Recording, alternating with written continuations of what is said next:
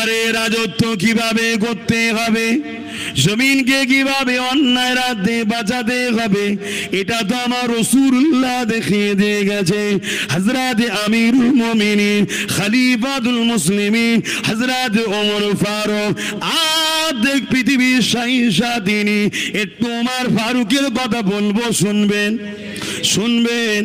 আজকে তো আবার ওমর ফারুকের কথা আলোচনা হলে অনেক জালিম অত্যাচারী শাসকদের বুকে বড় ব্যথা হয় যে সব ঠিক আছে, উমরেরটা বাদ দিয়ে ওয়াজ করলে ভালো হয়। আর আমাদের উচিত ওমর ফারুকের ওয়াজ বেশি করে করা দরকার, কিন্তু সময় অন্য হয়ে গেছে। কি গো, আপনাদের অসুবিধা হচ্ছে না তো? আমি কোরআন হাদিসের বাইরে বলিনি তো, হ্যাঁ? কেন আপনারা তো বাবা আমার থেকে বেশি পণ্ডিত, অনেক হুজুরের ওয়াজ শোনেন তো, হ্যাঁ?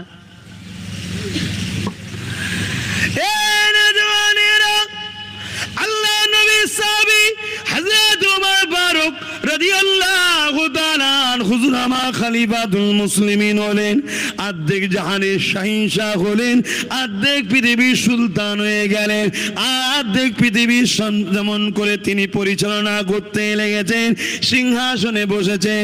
এ যুবকেরা বাইতুল মাল থেকে প্রতিটা গরিবকে কাপড় দেওয়া হয়েছে। যে কাপড়টা দেওয়া হয়েছে, প্রতিটা মানুষকে উৎসবের জন্য কাপড় দেওয়া হয়েছে। যে কাপড়টা দেওয়া হয়েছে, ওই কাপড়ের থানটাতে একজনের একটা গোটা গামা হবে না, অর্থাৎ ওই থানটা একটা থানে একজনের কাপড় হবে না, দুটো থানে একজনের হবে, কিন্তু সবাইকে একটা একটা করে থান দেওয়া হয়েছে।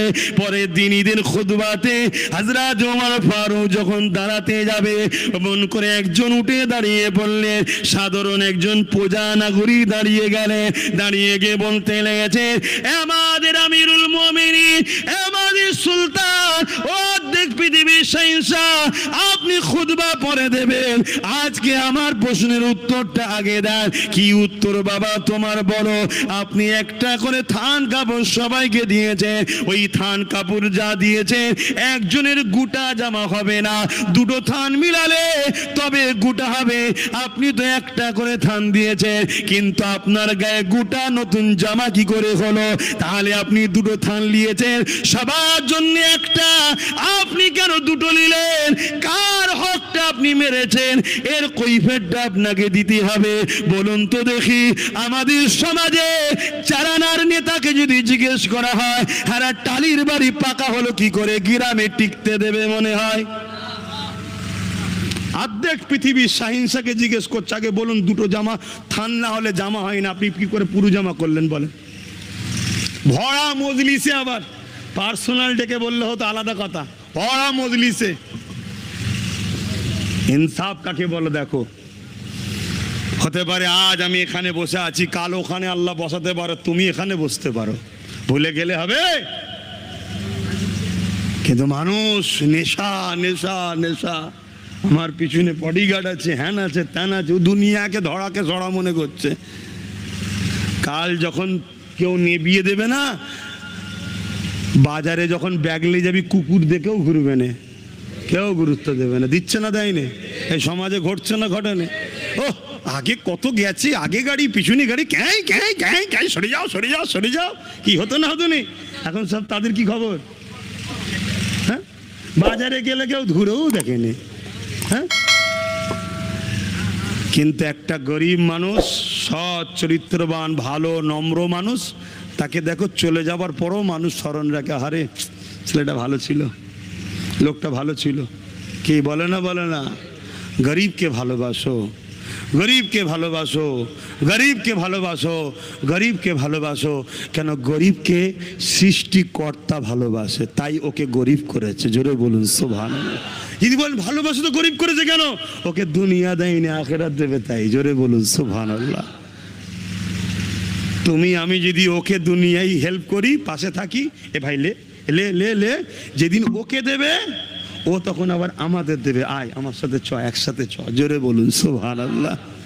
বুঝতে পারছেন তো? গল্প বলছি নি, শরিয়ত বলছি, শরিয়ত বলছি। গরিবকে ভালোবাসো। এই যুবকেরা, তরুণেরা, হযরত ওমর ফারুকের চোখ দিয়ে পানি, অনেকে বলতে লেগেছে, বাবা এইভাবে ভরা মজলিসে কেন জিজ্ঞাসা করলি বাবা?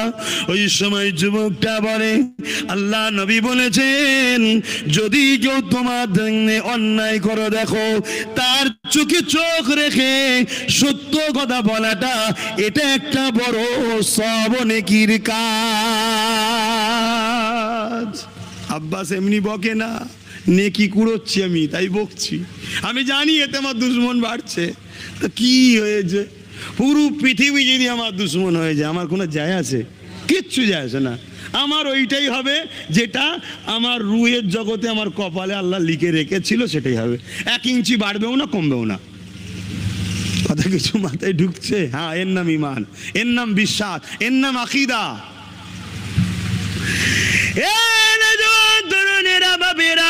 আল্লাহ নবী শিক্ষায় শিক্ষিত হয়েছে। হযরত ওমর ফারুক ওই সময় বলতে লাগলেন, বাবারা ওকে কেউ কিছু বলো না বাবা, ও যেটা বলছে সত্য কথা বলছে। আজ আমি কাঁদছি ও বলার জন্য নয়। আরে আমার দয়ার নবী আমাদেরকে প্রকৃত মানুষ যদি বানিয়ে না দিয়ে যেত, আজকে এত হাজার হাজার লোকের সামনে আমি অন্যায়কারী হিসাবে প্রমাণ হয়ে যেতাম, আমি জালিম হিসাবে প্রমাণ হয়ে যেতাম।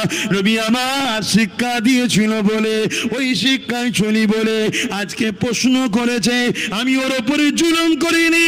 আর আমার গোটা জামা হলো কি করে, এটা তো আমার কোনো খাবরাবার ব্যাপার নেই, কারণ আমি রাসূলের শিক্ষায় শিক্ষিত হয়ে রয়েছি। এর উত্তরটা আমার ছেলে দেবে। যখনই হযরত ওমর ফারুকের ছেলে মিম্বারে দাঁড়িয়ে গেল, ছেলের জামাটা ছিঁড়া ফাটা তালি দিয়েছিল। ঈদের সময় নতুন জামা সবাই পরে, অর্ধেক পৃথিবীর সুলতানের ছেলের জামাতে তালি দেওয়া, ভেবে দেখুন তো ইনসাফ কাকে বলে? এ যুবকেরা, তরুণীরা, বাপেরা, আমার ছেলে উত্তরটা দেবে। ওই ছেলে দাঁড়িয়ে গিয়ে কাঁদতে লাগে আর বলে, গত বছর সবাইকে 1 পিস করে থান দেওয়া হয়েছিল। সবাই বলল হ্যাঁ দেওয়া হয়েছিল। গত বছরে আমি একটা পেয়েছিলাম, আমার বাবা অর্ধেক পৃথিবীর শাহীনশাহ ওমর ফারুক একটা পেয়েছিল। গত বছরে আমার বাবা ওই ঈদের থানের কাপড়টা আমাকে দিয়ে দিয়েছিল, তিনি জামা বানাইনি। ওই আমার থানার আব্বার থান নিয়ে আমার গতবারে একটা গোটা জামা আমি বানিয়েছিলাম। এবারে ঠিক একটা থান আমি পেয়েছি, আমার বাবা পেয়েছে একটা থান। এবারে আমি নিইনি, আমি আমার থানটা আমার আব্বাকে দিয়েছি। তাই আমার আব্বা এবারে গোটা জামা বানাতে পেরেছে। আরো জোরে বলুন সুবহান।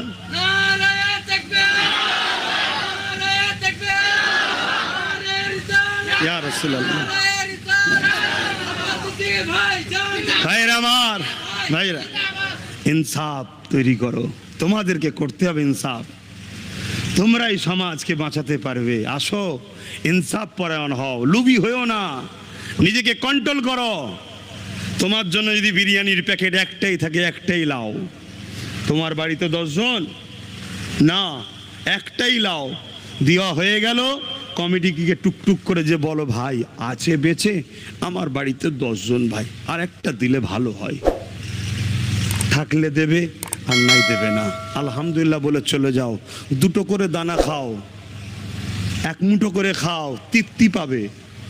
আর তুমি 2টো লে চলে গেলে, সারাক্ষণ ওয়াজ শুনে একটা বিরিয়ানির কাছে তুমি ইনসাফ শেষ করে ফেললে, কালকে 2 কোটি টাকা এলে ইনসাফ থাকবে? আর কথা বলেন। অতএব বোঝেন বাপ জানেরা, আমার ভাইয়েরা, আমার মায়েরা, আমার বোনেরা, কেন আমরা গতিতে, যে গতিতে ধ্বংসের দিকে যাচ্ছি, যদি আজ না বুঝি, ব্রেক যদি না করে মূল মেন রোডে যদি না উঠি, তাহলে আমাদের বেশি নয় 2-3 বছরের মধ্যেই ধ্বংসের দিকে যেতে হবে। কোন নেতা, কোন রাজা, কোন ক্ষমতাশালী ধ্বংস করবে ও সব বলছি না। আমি এতটুকু জানি, কেউ যদি আমায় মারে 10 বছর ধরে, 5 বছর ধরে 500 মারবে, কে 5000 মারবে, আমার আল্লাহ একবার লড়াবে 15 লক্ষ 20 লক্ষ মেরে দেবে। এ বিশ্বাস আছে। ওটা আমি বলছি না, আমি বলতে চাইছি আল্লাহর আযাবে আমরা শেষ হয়ে যাব। আল্লাহর আযাবে শেষ হয়ে যাব, নিজের ছেলের হাতে মার খেতে হবে, বুড়ো বুড়িকে বৃদ্ধাশ্রমে থাকতে হবে। যদি আমরা সংগঠিত না হই, না বুঝি, না ভাবি, না রুকি, না ছেলেকে আদর্শবান শিক্ষা দিই, আমার ছেলেও আমাকে ঠেলে দিয়ে আসবে বৃদ্ধাশ্রমে। কি সমাজে ঘটে না? ঘটে না? কি বলবেন তো? কিন্তু একটা হাফেজে কোরআন বা মৌলানাকে দেখাতে পারবেন পৃথিবী ঘুরে যে সে তার মাকে বৃদ্ধাশ্রমে দিয়ে এসছে? একটা দেখাতে পারবেন? আমি দুটো বলবো না, একটা পারবেন? অথচ হয়তো 5,000 6,000 টাকা ইমামতি করে খায়। আমি দাদা হুজুরের ঘরে এসছে, আমার কথা ছাড়েন বাপ, স্টাম্পটা পড়েছিল বারেক না, আমারও হালুয়া টাইট হয়ে যেত। কথা বুঝে আসছে, আমার কথা ছাড়েন। কিন্তু বাকি যত আলেম উলামা, আমরা ছাড়া কি আলেম উলামা নেই নাকি? লাখো লাখো আল্লাহ করে আলেম উলামা আছে, হাফেজে কোরআন আছে, আল্লাহ তাদের ইজ্জত সম্মান আরো বড় করুক, বোন আল্লাহুম্মা আমিন। কিন্তু কোন বাপ মাকে দেখেছেন আলেম উলামারা দিয়ে এসছে? তাহলে কি আমি বলছি আপনি আপনার বাচ্চাগুলোকে সব আলেম বানান? হ্যাঁ, আমি ওটা বলছি নি। আমি বলতে চাইছি আপনার বাচ্চাকে দিনের জ্ঞানের সাথে সাথে ডাক্তার বানান, উকিল বানান, জজ বানান, ডিএম বানান, বিডিও বানান, আইপিএস অফিসার বানান, ভালো ভালো পলিটিক্যাল সায়েন্সের ছাত্র বানিয়ে আগামী দিন রাজনীতির নেতা বানান আপনার বাচ্চাদের ঘরে। আপনার বাচ্চা যদি ইনসাফ পরায়ণ হয়, ন্যায় প্রেমিক হয়, তার মধ্যে দিনের জ্ঞান থেকে যে গরিবের একটা তেরপোল খাওয়া মানে আমি জাহান্নামের আগুন খাচ্ছি, এই ভয় যদি আপনার ছেলের মধ্যে থাকে, আর আপনার ছেলে যদি সমাজের নেতা হয়, এ সমাজের গরিব কেউ কোনোদিন কাঁদবে না। কি গো, কথা খারাপ লাগছে? বানান আপনার ছেলেদের ঘরে। আজ থেকে চেষ্টা করুন, প্রতিজ্ঞা নেন, সংগঠিত হন। আজ নয় কাল, কাল নয় পরশু, পরশু নয় তরশু, একদিন না একদিন, একদিন না একদিন আপনি কামিয়াব হবেন। চলতে তো শুরু করুন। বসে থাকলে জীবনে গন্তব্যস্থলে যাওয়া যায় না। চলতে শুরু করুন, তাতে ছুটে হোক আর হেঁটে হোক। ছুটে হলে হয়তো একটু আগে যাবেন, হেঁটে হলে একটু পরে যাবেন, কিন্তু যাবেন। আর যে বসে থাকে সে জীবনে যাবে? হ্যাঁ, বসেছিল তো সমাজ, সমাজ তো বসেছিল, আমি তো চলা শুরু করালাম। কি গো, করেছি না করিনি? টুক টুক টুক টুক করে চলছে। কিন্তু আজ থেকে 20 বছর আগে যদি কেউ চলা শুরু করতো, তাহলে আজ অনেক দূর পৌঁছে যেতাম না? যেতাম না? বলেন। ঠিক আছে, হয়নি, আফসোস করে লাভ নেই। যে গুজার গিয়া তো গুজার গিয়া। এখন যখন চলা শুরু করেছি, পিছনের দিকে আর তাকাবার দরকার নেই। আগিয়ে চলো, আগিয়ে চলো, আগিয়ে চলো, আগিয়ে চলো। আজ নয় কাল, কাল নয় পরশু, পরশু নয় তরশু, একদিন না একদিন আমরা গন্তব্যস্থানে, জোরে বলুন, পৌঁছাতে হবেই। এটা বাস্তব। কিন্তু আপনার মধ্যে একটা জিনিসকে আনতে হবে, সেটা কি? লোভ করব না, লোভ করব না, সরি দুটো জিনিস, লোভ করব না, আর একটা কি? কারোর উপরে জুলুম করব না। শুনছেন? সে মুসলিম হোক আর নাই হোক, ইসলামের হোক আর নাই হোক, আমি জুলুম করব না আর লোভ করব না। এই দুটো আপনার মধ্যে রেখে আপনি হাঁটা শুরু করুন। ভাই, গল্প বলছি না, বাস্তবটা বলছি। আপনি কামিয়াবি হবেন, আপনি কামিয়াবি হবেন যদি এই দুটো